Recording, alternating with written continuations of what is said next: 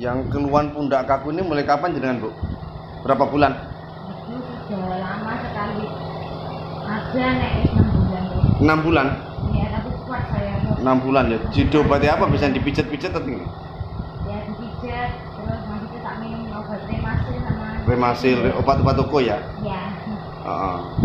Enak sebentar itu ya? Sebentar enak, tapi nek malam enggak ada izin lagi kan. Nggak bisa.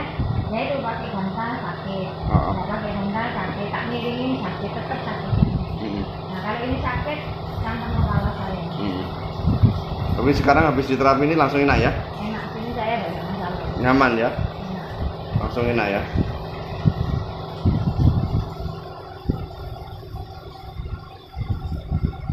Nyeri gitu ya Bu ya? Kalau pas lagi kambuh?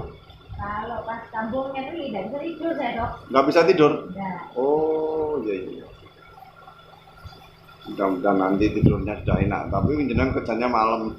Iya. Berarti siangnya harus tidur yang cukup. Enggak